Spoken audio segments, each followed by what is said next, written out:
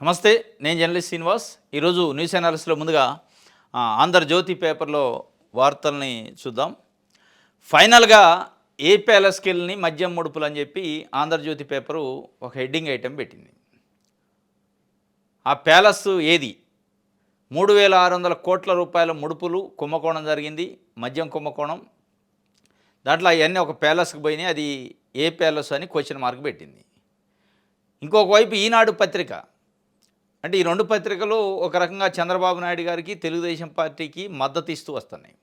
ఈనాడు పత్రిక అసలు ఏమి లేవు, ఆధారాలన్నీ చెరిపేశారు, 375 కోట్ల పేజీలని లేకుండా చేశారు, 3.58 లక్షల జీబీల డేటాను కూడా ఎరేజ్ చేశారని చెప్పారు. ఆయనే ఒక రకమైన చేస్తుంటే వీళ్ళిద్దరు కూడా ఒలపల దాపల భజన అనమాట.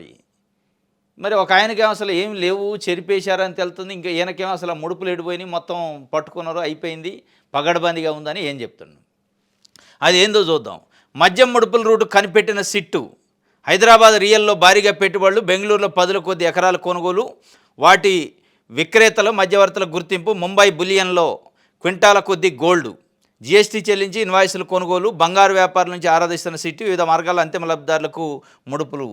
అసలు ఇన్వెస్టిగేషన్ చేసే సిట్టు కూడా చెప్పట్లా, అంత పగడ్బందీగా చెప్తుంది. ఈనాడైనా అసలు ఆధారాలు చెరిపేశారు అంటున్నాడు. బంగారం టన్నుల కొద్ది కొన్నారట. టన్ను అంటే 10 క్వింటాల బంగారం. టన్నుల కొద్ది అంటే ఎన్ని టన్నులు కొనరు? అసలు ఆ కుంభకోణం వాల్యూ అంతా కొంచెం రాసేదానికన్నా ఉండాలి. మరి ఇది ఇది ఎడిపోతుందంటే సరే, ఏ ప్యాలెస్కి పోయినాయి, ఏంది, ఎంత ఉన్నాయి, ఎంత కుంభకోణం జరిగిందని పక్కన పెడితే, ఆంధ్రజ్యోతి పేపరు రాసే వార్తలను బట్టి చంద్రబాబు నాయుడు గారు కుడితిలో పడ్డ ఇలక లెక్క అయింది కథ. ఈ మద్యం కుంభకోణమే కాదు, సెకీ ఒప్పందం పైన తావులకు తావులు వార్తలు రాసిన తర్వాత రాసి ఏ కాడికి వచ్చిందంటే అది చంద్రబాబు నాయుడు గారి నోటి నుంచి సెకీ అనే పదం పలకటానికి భయపడే పరిస్థితికి వచ్చింది. ఎవడన్నా అడిగితే సెకీ ఒప్పందం ఏంది అని అడిగితే జల్లును అంటుండే ఆయన. ఈ మద్యం కుంభకోణం పరిస్థితి కూడా అక్కడికే వచ్చింది. చివరికి తీయనైతే తీశారు, ప్రయాణం చివరికి ఎడిపోవాలో తెల్లని పరిస్థితుల్లో క్రాస్ రోడ్లో నిలబడదు ఇప్పుడు ఈ కేసు. ఏం చేయాలా? మొత్తం జగన్మోహన్ రెడ్డి సెంట్రిక్గా, వైఎస్ఆర్సీపీ సెంట్రిక్గా అందులో ఉన్న అధికారులని, జగన్మోహన్ రెడ్డి చుట్టూ ఉన్న కొంతమంది నాయకుల్ని అరెస్ట్ చేశారు. ఇక అల్టిమేట్గా జగన్మోహన్ రెడ్డి ఉండు కాబట్టి వీళ్ళందరూ అరెస్ట్ చేసి జగన్మోహన్ రేపా మాప అరెస్ట్ అవుతుండే, పార్టీ ఉంటుందా, భారతీయ కూడా అరెస్ట్ అయితే ఈ రకరకాలు చెప్పారు. ఇప్పుడు అసలు జగన్మోహన్ రెడ్డిని అరెస్ట్ చేయాలంటే జల్లున ఉలిక్కి పడే పరిస్థితికి వచ్చారు. ఏం చేయాలో తెలియని పరిస్థితి. అరెస్ట్ అంటే అంత ఈజీగా ఉండదు కదా, ఎవిడెన్స్ ఉండాలి. వాళ్ళు అరెస్ట్ చేస్తే ఏమవుతుంది? ఈ అరెస్ట్ ఏం కొత్త కాదు జగన్మోహన్ రెడ్డికి. మళ్ళీ ఈ అరెస్ట్కి ఇందులో కూడా కూటమిలో ఉన్న జనసేన, బీజేపీ పార్టీ సైలెంటు. 3,600 కోట్ల రూపాయలు నిజంగానే అవినీతి జరిగితే రాష్ట్రంలో ఉన్న ప్రధాన రాజకీయ పార్టీలు బీజేపీ, జనసేన ఇంతవరకు నోటి నుంచి మాట్లాడాలి. నిజంగా జరిగిందా లేదా, జరిగితే యాక్షన్ తీసుకోవాలని చెప్పలే. మరి ఇది నిజంగానే కుంభకోణమా, కక్ష సాధింపు అనేది స్పష్టంగా కనపడుతున్నాడు. కాబట్టి ప్రధాన పక్షాలు వాళ్ళు మాట్లాడలే. ఈ పరిస్థితుల్లో వాళ్ళకి పిచ్చెక్కినట్టయింది. ఇప్పుడు చంద్రబాబు నాయుడు గారి పరిస్థితి ఏంటంటే కుడితిలో పడ్డేలకు లెక్క అయింది. అనవసరంగా తీసి అరెస్ట్ చేయకపోతే పరుగు బాద్ది. వీళ్ళు అసలు వీళ్ళు చేసే భజన, వీళ్ళు చేసే హైలైట్ అయిపోయింది. ఇక మొత్తం జగన్మోహన్ రెడ్డిని అరెస్ట్ చేసేంత ఆధారాలు నేను వీళ్ళు చెప్తున్నారు. ఆడ ఏమీ లేదు, ఒక పూస లేదు, కాగితం లేదు. ఏం చేయాలో తెలియని పరిస్థితి. ఒకవేళ ఉట్టుటికి చేస్తే సింపతి అవుతుంది. ఉట్టుటికి చేస్తే బీజేపీ, జనసేన స్టాండ్ ఎట్టుంటుందో, అరెస్టుకు ముందు అరెస్ట్ తర్వాత ఎట్టుంటుందో తెలియదు కదా సింపతి. వీటన్నిటి నేపథ్యంలో లోకేష్ గారు ఢిల్లీ పోయిండు. ఇప్పుడు Chandrababu Naidu GST council meeting పోయిండు, అక్కడే ఉన్నాడు. మొత్తానికి దీనిపైనే ఎక్సర్సైజ్ చేస్తారు కానీ ఒక అడుగు ముందుకు పట్టలే. ఆయన కుడితిలో పడ్డ ఎలక లెక్క అయింది. ఆంధ్రజ్యోతి పేపర్ అయితే ఇంకా ఆయన్ని రేపు మద్యం కుంభకోణం అనే మాట అనలేని పరిస్థితిలో సెకీ లెక్క చేసే పరిస్థితికి వచ్చింది. అంటే ఏం జరిగిందో ఏం కానీ వీళ్ళు రాసే వార్తలను బట్టి ప్రజల్లో రకరకాల ఊహాగానాలు. ఇప్పుడు ఈడెంత రాశారు, ఎడిపోయినాయో తెలిసింది, మద్యం ముడుపులు రూట్ కనిపెట్టారు, బెంగళూరులో ఎకరాలు కొన్నారు, హైదరాబాద్లో రియల్ ఎస్టేటు, ముంబై బిలియన్ మార్కెట్లో క్వింటాల కొద్ది గోల్డ్ కొన్నారు అన్నారు. ఇది మెటీరియల్ ఎవిడెన్స్. ఇదంతా ఉన్నట్టే కదా, డాక్యుమెంట్స్ ఉన్నట్టే. రియల్ ఎస్టేట్లో పెట్టినా, గోల్డ్ కొన్నా, లేదంటే ఇంకా బెంగళూరులో 10 కొద్ది ఎకరాలు కొన్నా, ఇదంతా రియల్ ఎస్టేట్ భూమి కనపడాలి కదా. మీరు రాసినట్టు రేపు వాళ్ళు చూపించలేదనుకో, మీరు రాసిన వార్త తప్పేమో కానీ ఇప్పుడు వాళ్ళు పొలిటికల్గా ఇబ్బంది కదా, అడ్డగోలుగా రాసి వదిలేస్తారు. రాసేటోడికి అదే బాధ్యత ఉండదు. ఇప్పుడు చంద్రబాబు నాయుడు గారి బాధ్యత ఉంది, ముఖ్యమంత్రి కదా. మీరు రాసినంత తేలిగ్గా ఆయన అంటానికి లేదు కదా, ఏదో ఒకటి లేకుండా.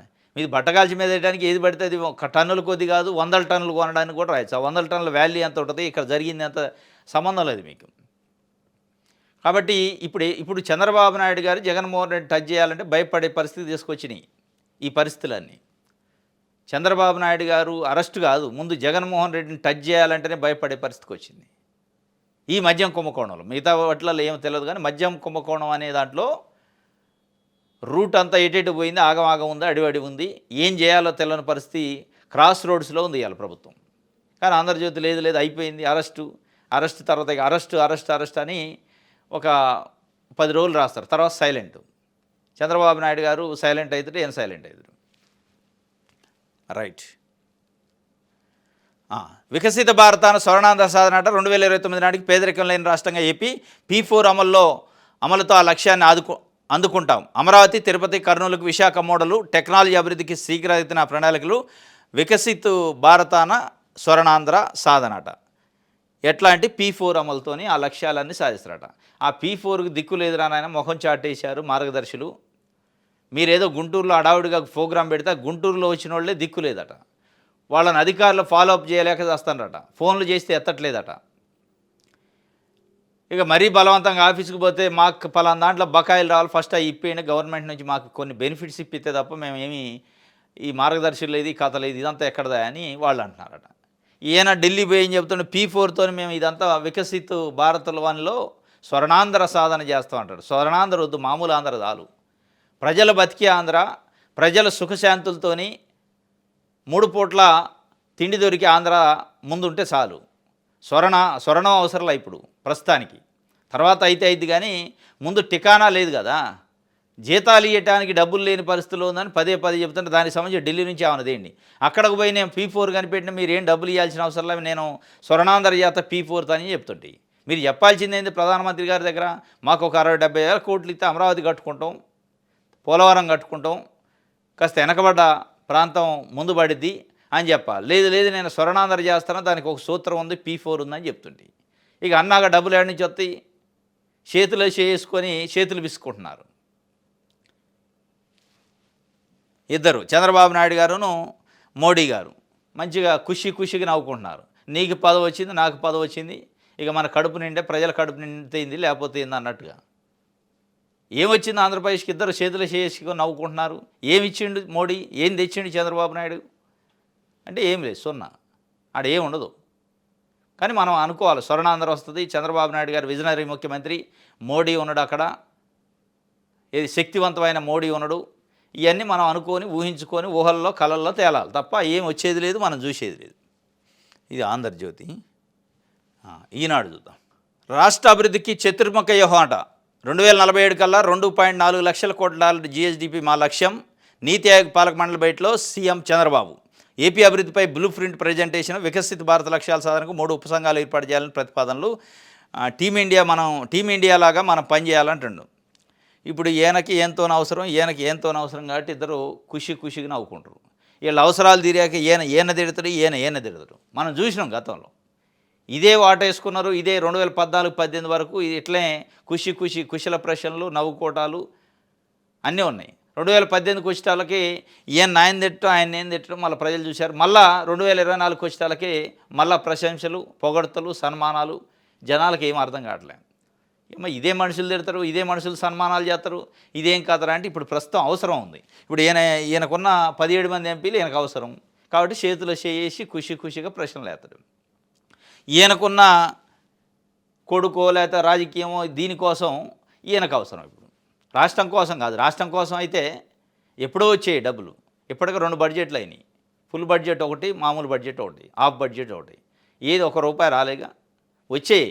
కానీ వాళ్ళకి రాష్ట్ర అవసరాలు కాదు, కుటుంబ అవసరాలు, రాజకీయ అవసరాలు, పార్టీల అవసరాలు, ప్రతిపక్ష పార్టీలను టార్గెట్ చేసే అవసరాలు కావాల్సింది. కాబట్టి చతుర్ముఖ వ్యూహం అట. మామూలు వ్యూహం చాలు, చతుర్ముఖం కాదు, ఒక ముఖం చాలు. పేద ప్రజల్ని పైకి తీసుకొచ్చే ముఖం ఒకటి చాలు. ప్రభుత్వం అంటే మీకు కృతజ్ఞత లేదా? ఇక వ్యక్తిగత చర్చలకు తావులేదు. సమగ్ర విధానంతో సినీ పరిశ్రమల అభివృద్ధి, ఎక్కువ మందికి అవకాశం కల్పిస్తేనే మేలు. సంబంధిత విభాగాలతోనే చర్చలు. సినిమా హాళ్లల్లో సౌకర్యాలపై దృష్టి. రిటర్న్ గిఫ్ట్కి ధన్యవాదాలు. ఉప ముఖ్యమంత్రి పవన్ కళ్యాణ్ కార్యాలయం ప్రకటన. సంఘటనగా ఎందుకు రారు?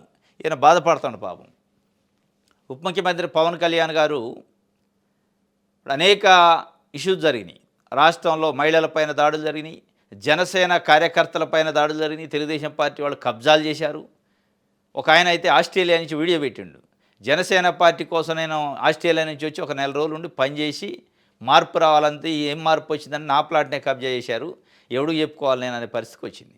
అట్లాంటి వీడియోలపైన స్పందించలే పాపం. అది కరెక్ట్ కాదు, ఇది చేయొద్దు. మనం రిటర్న్ గిఫ్ట్ ప్రజలకు ఇస్తే అట్లా, ప్రజలు మన గెలిపించింది రిటర్న్ గిఫ్ట్ ఇవ్వడానికి కాదు. ప్రజలు మన 164 స్థానాలు ఇచ్చి గెలిపిస్తే మనం ప్రజలకి ఇట్లాంటి రిటర్న్ గిఫ్ట్ ఇస్తే ఇంకోసారి మనకి చెంప చెల్లు అనిపిస్తారని ఏ రోజు చెప్పలే. అనేక సందర్భాలలో ప్రజలు ఎదుర్కొంటున్న, మహిళలు ఎదుర్కొంటున్న, విద్యార్థులు, నిరుద్యోగులు ఎదుర్కొంటున్న సమస్యలపైన తెలుగుదేశం పార్టీ నాయకులు చేసిన దమనకాండ పైన ఇంతవరకు మాట్లాడలే. కానీ సినీ పరిశ్రమ వాళ్ళట చంద్రబాబు నాయుడు గారి నుంచి కలవలేదు, 1 year అవుతున్నా, ఇదేనా మీరు చేసే మర్యాద అని అడుగుతుండు. అంటే చంద్రబాబు నాయుడు గారిని సినీ పరిశ్రమలో ఉన్న పెద్దలు కలవలేదనే బాధ ఉంది. మనం గెలిపించిన ప్రజలకు న్యాయం చేయలేకపోతున్నాం. మన ఏ ఉద్దేశంతో మనం గెలిపించారో, ఏ మార్పు కోసం అయితే మనని గెలిపించారో, మనకి పదవులు ఇచ్చారో దానికి న్యాయం చేయలేకపోతున్నాం అని ఏ రోజు తప్పన పడలే. కానీ ఇది చెప్తుండే. మరి ఆయన కలవలేదన్నా, చంద్రబాబు నాయుడు కలవలేదనే. అంటే సినీ రంగం నుంచి వచ్చి ఒక ముఖ్యమంత్రిగా 100% స్ట్రైక్ రేట్తోనే రాజకీయాలలో సీట్లు గెలిచి డిప్యూటీ సీఎం అయినా కనీసం నాకు వచ్చి ఒక బొక్కే ఇలా ఒక సేలో కప్పలేదని కోపమా, లేదంటే చంద్రబాబు నాయుడు గారిని కలవలేదని కోపమా? సరే, మీకు కలవలేదన్నా, చంద్రబాబు నాయుడు గారు కలవలేదన్నా అది వేరే విషయం. కలవాలి, మర్యాదపూర్వకంగా. వాస్తవం కూడా సినీ రంగ ప్రముఖులు, ఎందుకంటే ముఖ్యమంత్రి, ఉప ముఖ్యమంత్రి, కొత్త గవర్నమెంట్ వచ్చింది కాబట్టి మర్యాదపూర్వకం అనేది ఉంటుంది కలవటం. అదే ఒక భాగం. దీంట్లో పడ్డ తప్పనేదో, దీంట్లో పడ్డ ఇబ్బంది ఏదో, బాధ ఏదో ప్రజల విషయంలో కూడా పడితే బాగుండేది అనేది ఇలా ప్రజలు అనుకుంటున్నారు. అనేక విషయాలలో 2,66,000 మంది గ్రామ వాలంటీర్లని చంద్రబాబు నాయుడు గారు స్వయంగా నేను వస్తే 5,000 కాదు 10,000 ఇస్తాం, మిమ్మల్ని కడుపులో పెట్టి చూసుకుంటా అన్నాడు. మోసం చేసిండు. మాట్లాడారా? మాట్లాడలే. మహిళలకు 1,500 రూపాయలు ఇస్తా అన్నాడు. మాట్లాడారా? మాట్లాడలే. మహిళలకు ఉచిత బస్సు ప్రయాణం అన్నారు. ఇట్లాంటి అనేక అంశాలు ఇవాళ ఉన్నాయి.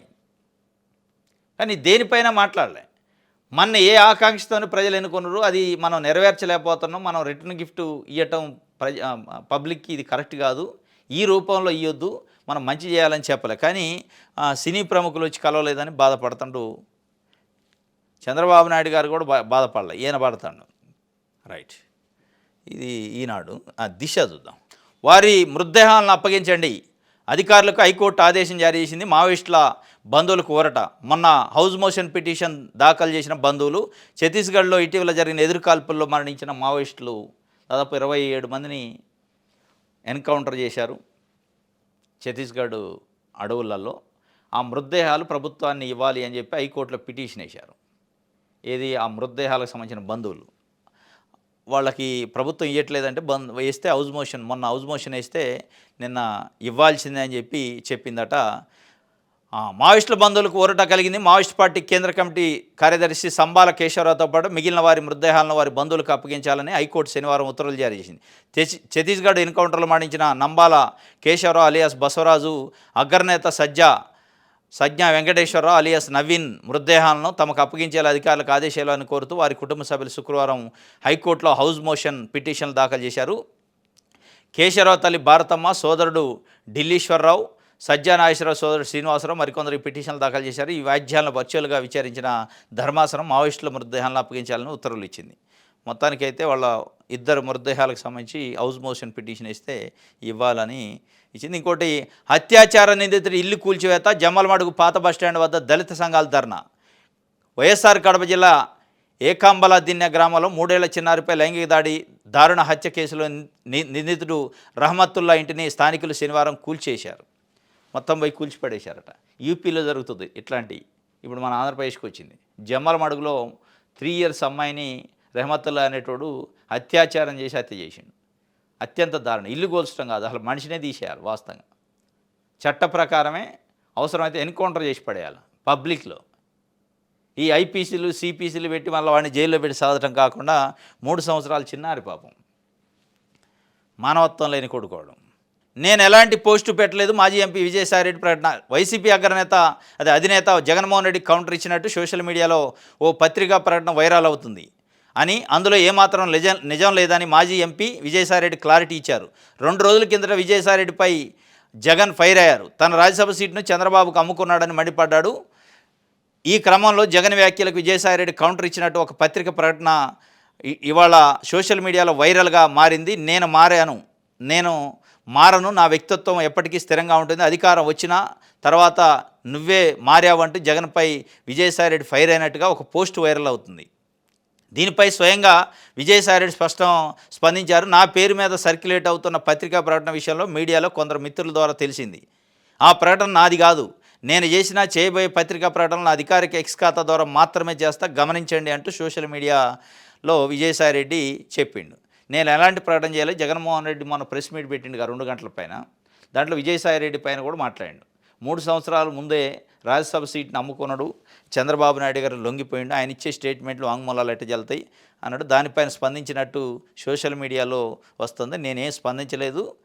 నేనేమన్నా పత్రికా ప్రకటనలు అటు ఇది చేసినా నా అఫీషియల్ ఎక్స్ ఖాతా నుంచి వస్తాయి తప్ప ఇవన్నీ అబద్ధం అని చెప్పి ఆయన చెప్పిండు. మరి స్పందించడా లేదంటే తర్వాత స్పందిస్తారా అనేది చూడాలి. మనమంతా టీమిండియా, కేంద్ర రాష్ట్రాలు కలిసికట్టుగా సాగాలి. ప్రధాని మోదీ. అప్పుడు ఏ లక్ష్యమో అసాధ్యం కాదు. నీతి ఆయోగ్ భేటీలో సీఎంలకు పిలుపు. రాష్ట్రానికో ప్రపంచ స్థాయి పర్యాటక కేంద్రం, ప్రగతి వేగం పెంచుదామన్న ప్రధాని. మనమంతా టీమిండియాగా ఉండి దేశాన్ని అభివృద్ధి చేయాలంటున్నాడు. మీరు కూడా టీమిండియా లెక్కనే అన్ని రాష్ట్రాలకి సమాన ప్రాధాన్యత ఇవ్వాలి. అంటే బీజేపీ పాలిత రాష్ట్రాలు అయితే ఒక రకంగా, ఎన్డీఏ కూటమి పాలిత రాష్ట్రాలు అయితే ఒక రకంగా, ఇక అట్లా కాకుండా ప్రతిపక్ష పార్టీలు ముఖ్యమంత్రులు ఉంటే ఇంకొక రకంగా. ఇట్లా ఉండకుండా మరి టీమిండియా అన్నప్పుడు టీంకి కెప్టెన్ ఎట్లా ఉండాలి, అందరినీ సమానంగా చూసుకోవాలి.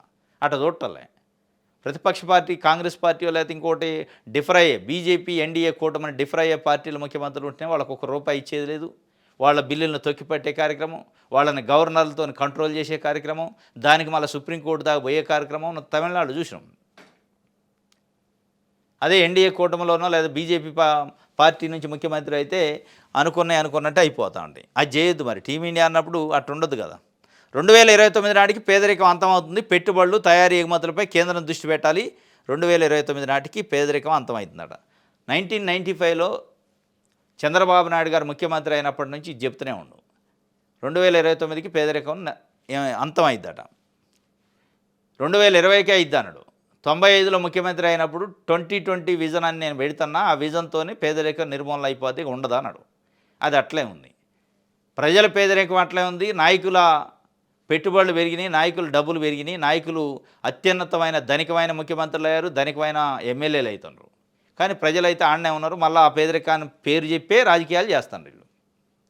అదే పేదరికం పేరు చెప్పి, అదే ఎస్సీ ఎస్టీ బీసీల పేర్లు చెప్పి రాజకీయాలు చేస్తున్నారు, ఓట్లు వేయించుకుంటున్నారు. మళ్ళీ ఇదే కథ 2029కి అంతం చేస్తారట. అంత సీన్ లేదు, అంత సినిమా లేదు, ఇవన్నీ ఉట్టి మాటలు. అంతమయ్యేది లేదు. మనల్ని ఏం అంతమైంది?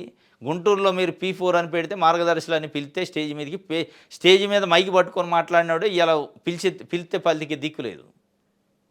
ఇంక ఏడ పేదరిక నిర్మూలన అయితే అంతమైంది. అమరావతి స్కాముల పొరమాట. ఒక్కో బిల్డింగ్కి ఒక్కో రేటు, ముడుపుల రూటు సపరేటు. రాజధాని నిర్మాణ పనుల అంచనా వ్యయంపై ఇంజనీరింగ్ నిపుణుల విస్మయం. మంత్రులు, హైకోర్టు జడ్జీల బంగ్లాల నిర్మాణ వ్యయం చదరపడుకు 10,408. ఐఏఎస్ అధికారుల బంగ్లాల నిర్మాణ వ్యయం చదరపడుకు 9,771. 5 ఐకాన్ టవర్ల నిర్మాణం వ్యయము చదరపడుకి 8,981. మామూలుగా చదరపడుకు 1,800 నుంచి 2,000కు మించదంటున్న ఇంజనీర్లు. ఇటాలియన్ మార్బుల్స్తో 5 స్టార్ సదుపాయాలతో కట్టిన చదరపడుకు 4,000 నుంచి 4,500కు మించదు. నివ్వెరపోతున్న హైదరాబాదు, బెంగళూరు, ముంబైలో హై రైజ్ బిల్డింగ్స్ నిర్వహిస్తున్న బిల్డర్లు. అంతస్తులు పెరిగే కొద్దీ నిర్మాణ వ్యయం మరింతగా తగ్గుతుందంటున్న అధికారులు, నిపుణులు. వివిధ శాఖల నేతృత్వంలో నిర్వహిస్తున్న భవనాల నిర్మాణ వ్యయం చదరపు 2,500. రాజధానిలో మాత్రం భారీగా పెంచిన సిఆర్డీఏ. పెరిగిన వ్యయం కమిషన్ రూపంలో చేరాల్సిన జేబులోకి చేరుతుందంటున్న అధికార వర్గాలు. ఇది వాస్తవంగా గమ్మత్తుగానే ఉంది. చదరపడుకు 10,418 నీకు హైదరాబాదులో మంచి కాస్ట్లీయెస్ట్ ఏరియాలో కూడా లేదు. కాస్ట్లీయెస్ట్ ఏరియాలో చాలా హంగు ఆర్భాటంతో అన్ని అంతర్జాతీయ ఇంటర్నేషనల్ స్టాండర్డ్స్ ఫాలో అయినా కానీ చదరపు అడుగుకి ఒక 7-8 వేలకు కూడా పెంచుతాం. అన్ని ఇంటర్నేషనల్ స్థాయిలో అన్ని మార్బుల్స్ కానీ ఇంకోటి కానీ మెటీరియల్ తెచ్చినా కానీ 7-8 వేల రూపాయలు కూడా పెంచుతాం. మరి అమరావతిలో 10,418 రూపాయలు చదరపు అడుగు కంటే మరి పైన మార్జిన్ ఎడిపోతుంది. ఈ మార్జిన్ వెనకున్న మహానుభావులు ఎవరు అనేది ఇప్పుడు మ్యాటరు. ఇప్పుడు మద్యం కుంభకోణంలో 3,600 కోట్ల రూపాయలు అవినీతి జరిగింది. అవి ప్యాలెస్లకు పోయినాయి, పెద్ద పెద్ద నాయకులకు పోయినాయి అంటున్నారు. మరి ఈ ఎడిపోతున్నాయి. మరి దీనిపైన కూడా మళ్ళీ ఏదైనా కొత్త గవర్నమెంట్ వచ్చాక మళ్ళీ ఒక ఎంక్వైరీ. ఇదేనా ప్రజలు ఎప్పుడు గవర్నమెంట్ మారిన కాడి నుంచి పాత గవర్నమెంట్లో ఇది జరిగింది, అది జరిగింది, ఇది జరిగింది, ఇది ఈ ఎంక్వైరీలు, ఈ కమిషన్లు, మళ్ళీ వాళ్ళకి జీతాలు, సిట్టులు, ఈ సిట్టులు, వైట్ పేపర్లు, ఇదే కథ. ఎప్పుడు ఆంధ్రప్రదేశ్ ప్రజలు గవర్నమెంట్ మారినప్పుడల్లా కొత్త సిట్లు వస్తాయి, కొత్త వైట్ పేపర్లు వస్తాయి, కొత్త విమర్శలు వస్తాయి, కొత్త ఇక ఆయన వచ్చి మళ్ళీ కొత్తగా వచ్చి ఆయన ఏమంటాడు, చంద్రబాబు నాయుడు గారు 5 ఏళ్ళు ఈ రాష్ట్రాన్ని విధ్వంసం చేసిండు, దోపిడీ చేసిండు, మేము కాపాడుతాము. ఈయనంటలో ఇప్పుడు జగన్మోహన్ రెడ్డి విధ్వంసం చేసిండు, నేను కాపాడుతాను. అందరు కాపాడేటోళ్ళే. కానీ పేదోళ్ళు అక్కడే ఉన్నారు. మళ్ళా రెక్కాడితే డొక్కాడిన పరిస్థితి, మళ్ళా ఇదే పరిస్థితి. తిండి కోసం, బట్ట కోసం, గూడు కోసం ఎత్తుక్కునే పరిస్థితి. మళ్ళీ ప్రభుత్వం ఏమైనా సాయం చేద్దాని ఎదురు చూసే పరిస్థితి. ఇది మొత్తానికైతే ముడుపుల రూటు సపరేట్ ఉందట అమరావతి. చిన్నారిని చిదిమేసినా కానీ చెలించని మంత్రులు, అత్యాచారానికి గురైన చిన్నారి కుటుంబాన్ని పట్టించుకొని పోయిన నిందితుడి ఇంటిని కూల్చివేసిన గ్రామస్తులు. ఎవరైనా కష్టాలు బాధల్లో ఉన్నప్పుడు 4 ఓదార్పు మాటలు చెబితే వారికి ఎంతో మనోధైర్యంగా ఉంటుంది. కానీ ఈ కనీస మానవత్వం మరిచారు టీడీపీ కూటమి మంత్రులు. ఆ పార్టీ రాష్ట్ర అధ్యక్షుడు వైఎస్ఆర్ జిల్లా మైలవరం మండలం కంబాల దీన్న గ్రామంలో శుక్రవారం 4 ఏళ్ల చిన్నారి అత్యాచారానికి గురైన సంగతి తెలిసిందే. వైఎస్ఆర్సీపీ జిల్లా మండలం, వైఎస్ఆర్ జిల్లా అట. ఎవడు అటు తిరిగి చూసినోడు లేడట. ఆ చిన్నారి కుటుంబానికి కడపలో ఉన్న మంత్రులు అనగాని సత్యప్రసాద్, బీసీ జనార్దన్ రెడ్డి, మండిపల్లి రాంప్రసాద్ రెడ్డి, సంధ్యారాణిలో ఒక్కరు పరామర్శించాల. టీడీపీ రాష్ట్ర అధ్యక్షుడు పల్లా శ్రీనివాసరావుతో సహా వీరంతా మహానాడు ఏర్పాటులో ఉన్నారట. వాళ్ళు ఆ ఏర్పాటులో ఉన్నారు. ఇదే ఏర్పరచుకుంటారు. అదే జమ్మలమడుగు కడపలోనే ఉంది. అది కూడా జరిగింది జమ్మలమడుగులనే. ఇక ప్రజలే ఇక ఆవేశం కట్టలు తెంచుకొని ఎవడైతే ఇది చేసిండో వాళ్ళ ఇంటి మీద పడి ఇల్లు అంతా కూలగొట్టారట. కానీ అక్కడ ఉన్న మంత్రులు మాట్లాడటానికి, మందలించడానికి, కనీసం వాళ్ళకి ఏదన్నా ధైర్యం చెప్పడానికి కూడా మనసు రాలే పాపం. ఆంధ్రప్రభ చూద్దాం. బాబు విజన్ బేస్ అంటాడు మోడీ గారు. చంద్రబాబు సూచనలు వికసిత భారత్కి ఎంతో మేలు, ఇతర రాష్ట్రాలు కూడా పాటించాలి. నీతి ఆయోగ్ భేటీ వేదికగా మెచ్చుకున్న ప్రధానమంత్రి. టీమిండియా పనిచేద్దామని ప్రధానమంత్రి అంటాడు. బాబు విజన్ బేస్ అంటే ఇప్పుడేనా, ఎప్పుడు ఉంటుందా ఇది? 2018లో లేదు కదా. 2018లో చంద్రబాబు నాయుడు గారికి విజనే లేదు. ఆయన ఒక పోలవరాన్ని ఏటీఎం లెక్క చేసుకుంటూ అవినీతి పరుడు అంటే ఇదే మళ్ళా చంద్రబాబు నాయుడు గారు ఏనానే ఆయన సామాన్య తెలుగుదేశం పార్టీ కార్యకర్త కంటే కార్యకర్త 1000 రెట్లు బెటర్ మోడీ కంటే అని అప్పుడు 2018లో ఎన్డీఏ కూటమి నుంచి బయటకు వచ్చాక చంద్రబాబు నాయుడు గారు మోడీని అన్నాడు. మా పార్టీ సామాన్య కార్యకర్త బెటరు 1000 రెట్లు మోడీ కంటే అని. మళ్ళీ ఇప్పుడేమంటుండు, మోడీ అంటే ఎవరు అనుకున్నాం, 1000 ఏనుగుల శక్తి ఉంది ఆయన కాడ, శక్తివంతమైన ప్రధానమంత్రి అంటుండు. ఇద్దరు పోడుకుంటున్నారు ఒకళ్ళు. ఇప్పుడు ఒకళ్ళ అవసరం ఒకళ్ళు ఉంది కాబట్టి ఈయన విజన్ బేస్ అని ఆయన అంటుండు. బాబు విజను, చంద్రబాబు నాయుడు గారేమో మోడీ శక్తివంతం అయిన ప్రధానమంత్రి అని ఆయన అంటాడు. రాష్ట్రానికి ఏమొచ్చింది, ఏమి రాలా, ప్రశంసలు తప్ప. కడపగడ్డపై పసుపు పండగట. 23,000 మంది ప్రజాప్రతినిధులకు ఆహ్వాన పత్రికలు, 450 మంది కూర్చునేలా బాహుబలి సభావేదిక. 3 రోజుల పాటు రాష్ట్ర పార్టీ యంత్రాంగం అక్కడే మకాం. 5 లక్షల సైన్యంతో ముగింపు సభ, శరవేగంగా ఏర్పాట్లు. టీడీపీ చరిత్రలో కడపలో తొలి మహానాడు. కడపలో మహానాడు ఉంది 27, 28, 29. దాదాపు 450 మంది కూర్చునేలాగా ఉందట వేదిక. 23,000 మంది ప్రతినిధులు వచ్చేదానికి వాళ్ళు ఆహ్వాన పత్రికలు పంచారట. దీనిపైన ఏడాది పాలన పైన కూడా చెప్పేటట్టుంది. ఏడాది పాలన విజయాలపై మహానాడులో చర్చ ఉంటుందట. ఆంధ్ర ప్రజాశక్తి చూద్దాం. పొగాకు కౌలు రైతు ఆత్మహత్య చేసుకుంటాట. సమీపంలోనే మంత్రుల చర్చలో అయినా పరామర్శకు నోచుకొని మృతిని కుటుంబం. పొగాకు కొనుగోలు చేయడానికి బయ్యర్లు ఎవరు ముందుకు రాకపోవడంతో అప్పులు తీర్చలేని ఆందోళనకు గురైన ఒక కౌలు రైతు బలవన్మరణానికి పాల్పడిన ఉదంతం. బాపట్ల జిల్లా పంగలూరు మండలం జనకవరం గ్రామంలో ఈ సంఘటన చోటు చేసుకుంది. ఆత్మహత్యకు పాల్పడిన రైతుకు 34 సంవత్సరాలు మాత్రమే కావడంతో ఈ సంఘటన స్థానికంగా కలకలం రేపింది. ఈ సంఘటన వెలుగు చూసిన సమయానికి రాష్ట్ర మంత్రులు అచ్చెన్నాయుడు, గొట్టిపాటి రవికుమార్ తదితరులు బాపట్ల జిల్లాలోనే పొగాకు కొనుగోలుదారులపై బయ్యర్లతో చర్చలు నిర్వహిస్తున్న ప్రాంతానికి సమీపంలో జనకవరం గ్రామం ఉంది. అయినా మంత్రులు ఆ గ్రామానికి వెళ్ళడం కానీ ఆత్మహత్యకు పాల్పడిన రైతు కుటుంబ సభ్యులను పరామర్శించడానికి కానీ చేయకపోవడం స్థానికంగా చర్చనీయాంశంగా మారింది. గొట్టిపాటి రవికుమారు ఆ జిల్లా మంత్రి, అచ్చెన్నాయుడు గారు వ్యవసాయ శాఖ మంత్రి, పొగాకు రైతు కౌలు రైతు ఆత్మహత్య చేసుకున్నారు. కనీసం వ్యవసాయ శాఖ మంత్రి ఆ జిల్లా మంత్రి అక్కడే ఉన్నారు దగ్గరలో, కనీసం పోయి పరామర్శించలేదనే పరిస్థితి. ఇక దీనిపైన రాజకీయ నాయకులు ఎట్లా ఉంటుందంటే చిన్న చూపు అనమాట. ఏముంది అన్నట్టు పాపం ఆత్మహత్య చేసుకుంటాడు. బయ్యర్లు రావట్లేదు పొగాకు కొనడానికి, అప్పులు తీరవని భయంతోనే ఆందోళనతోనే ఆత్మహత్య చేసుకుంటాడు. ఇగో ఇటువంటి వాటిపైన మాట్లాడాలి పవన్ కళ్యాణ్ గారు. సినిమా రంగ ప్రముఖులు వచ్చి చంద్రబాబు నాయుడు గారి బోకేయలేదు, శాల్వా కప్పలేదని కాదు మీ బాధ. మీ బాధ ప్రజల కోసం ఉండాలి. ప్రజల కోసం, రైతుల కోసం, మహిళల కోసం, నిరుద్యోగుల కోసం, వాళ్ళ కోసం ఉండాలి. మరి మీరు మార్పు అన్నారు, మార్పు ఎడిపోతుందో అర్థం కావట్లే. రైట్, ఇది ఈరోజు న్యూస్ అనాలిసిస్. రేపు తాజా వార్తలతో తిరిగి కలుసుకుందాం. Thank you.